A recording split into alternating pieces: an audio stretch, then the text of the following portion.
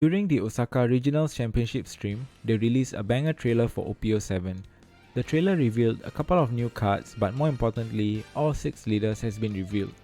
As usual, I'll be doing an early leader prediction, talking about them and ranking them on a tier list based on my own opinion, speculations and existing card pool. OP07 is a little different as we're not getting dual colored leaders for the first time. And although the alternate art version hasn't been revealed as of making this video, let me know in the comments which art style would you want the leaders to be. Personally, for this set of leaders, I hope it will be in the OP04 art style. The effects of the leaders will be on screen as I talk about them. Let's start off with Monkey D. Dragon. He is a red leader with 5 life and the Revolutionary Army trait. His effect allows you to attach 2 dons that are already attached to another character or leader. In other words, transferring attached dons. Like how he is in the manga, he works behind the scenes planning and delegating dons to his army. His effect would work well in the Rev Army deck as most of the cards require them to be at 7k power or higher, which usually means having 2 dons attached. And Dragon's ability allows you to transfer 2 dons that are already attached to your character to another, allowing them to activate their abilities being at 7k. You don't necessarily need to play Rev Army deck for Dragon. He can also function well without the package, and you could instead just go for the straight red aggro deck.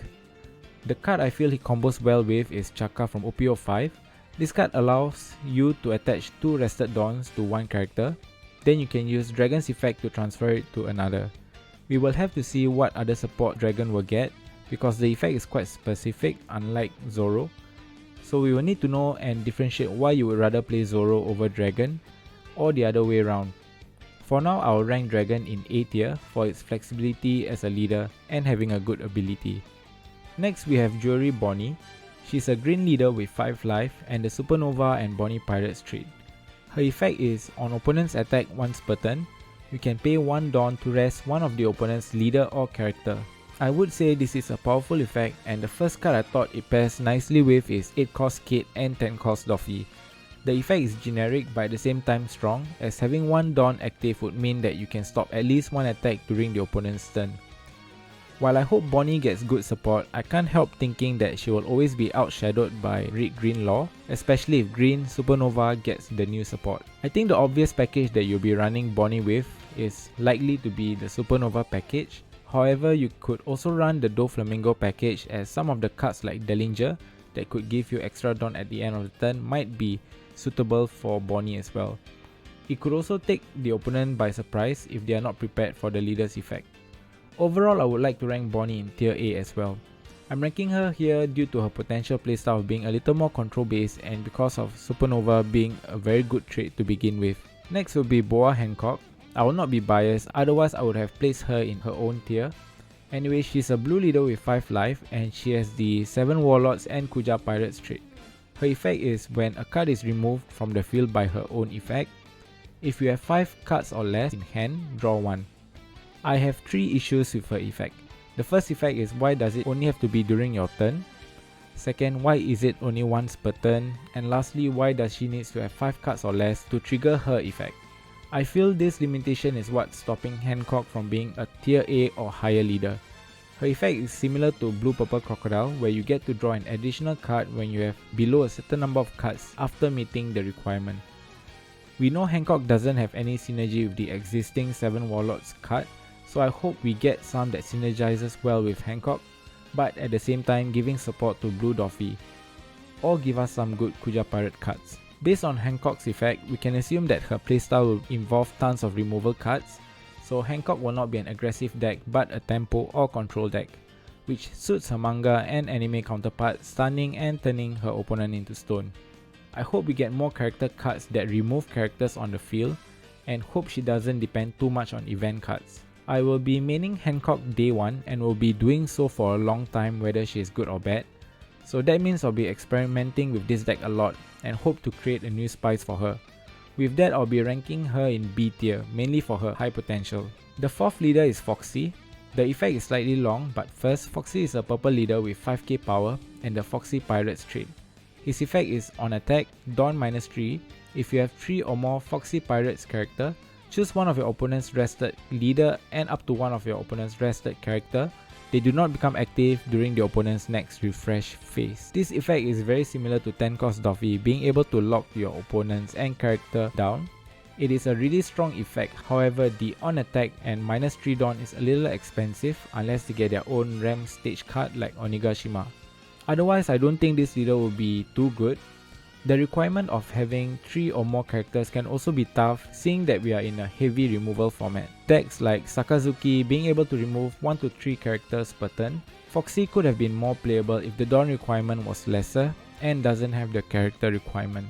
As of now, this card should be paired with cards that ram to be able to abuse the leader's effect more often. 5 cost Blocker Kit is also good in this deck as it gives you back an active Dawn after using the leader's effect. My prediction is this deck will also focus on slowing down the pace of the game by soft locking the opponent from being able to attack. Based off the manga, Foxy cheats a lot for their games and stealing crewmates was also his thing, so I'm interested to see how they are going to bring this into the game. For now, I'll rank this leader at tier C. On to our 5th leader, Rob Luchi. It's his second appearance as a black leader. Similar to his previous version, he is also a black leader with 5 life. However, this time he has the CP0 trait. His effect is on attack, you can mill 2 cards from the top of your deck to reduce the cost of one of your opponent's character by 1. Although as of late, black decks want their stuff to be in the trash because we have cards like Gecko Moria and Rebecca to recur them, or play cards like Rob Luchi where you require to have some trash. Personally, milling 2 cards to reduce a character cost by 1 is not so good. Sakazuki is a way better Rob Luchi as you get to draw then choose what card to discard from your hand instead of randomly milling from the top of your deck. Of course, this leader gets to play Cypher Pole specific cards like Air Door. As a whole, Sakazuki would do what this leader want to do better. It's similar to Bonnie, unless Luchi gets his own CP specific support that requires CP leader, what's stopping you from using the new support card that this leader get in a Sakazuki deck instead? Then again, we've seen how strong the black color is as of late, and I wouldn't be surprised if this randomly ends up in tier A. Perhaps the introduction of CP0 would also introduce us to more Celestial Dragon support, but for now I'll place Luchi at tier B because he has access to some of the best cards in the game, namely Rebecca and Gecko Moria. Finally, our last leader, Vega Punk, the last leader of the 6 to be introduced. Vega Punk is a yellow leader with 2 life. Yes, you heard it right, this is by far the leader with the least number of life. It has the Scientist and Egg Hit trait. His effect is this leader cannot attack. Activate main once per turn by paying 1 Dawn. You can either add a card with the Egg Hit trait to the top of your life, which has 5 cost or less, or play it. There's a lot to unpack for this leader, let's talk about the positives. On your first turn, you'll be able to go up to 3 life by healing 1, or play a 5 cost card during the first turn. A 5 cost card turn 1 is huge, however it will be locked to 8 hit cards.